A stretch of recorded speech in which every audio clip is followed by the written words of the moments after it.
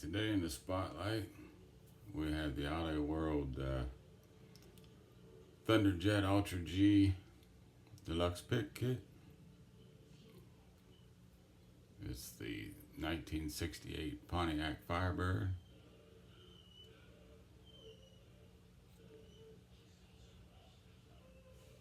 I think she turned out pretty good. The only issue I had, and it was my fault, when I was trying to snap the windshield back in, I did break both these pillars. So obviously be extra careful after you've painted the body whenever you go to snap the window back in. Like I say, that was my fault. But yeah, I'm pretty happy with this kit. I did lower the body as much as possible.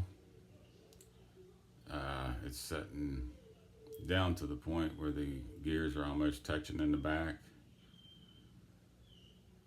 And in the front, I did cut the studs off the back of the front two rims and move the rims themselves in closer together, and also drop the front end.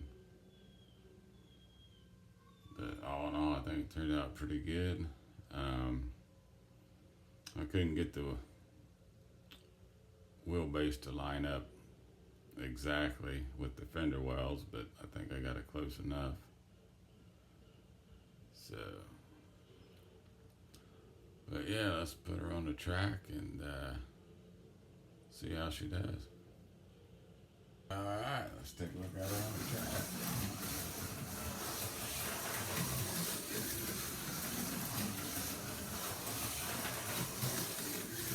As you can see, as I stated before, even with all of these turns I had in my track, the Thunderjets perform really well. I've never had any issues with them. Like I say, I always cut the nubs off the back of the front rims and move them in close to the car, and then I always cut the body mounting post down just a little bit at a time until I can get the body mounted closer to the ground. So number one, it looks better, and also performs better. You just have to be real careful in the cars, because you go too far, it will interfere with your gears. So just do a little bit at a time. And if you would have to take too much off, you can always add a small washer underneath to lift it up a little bit.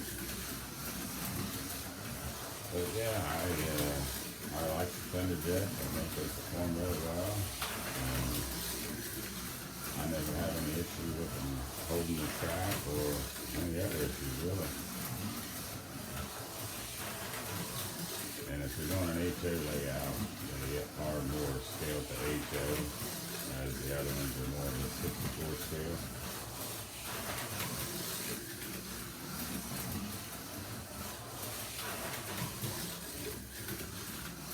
Well, I hope you enjoyed the video.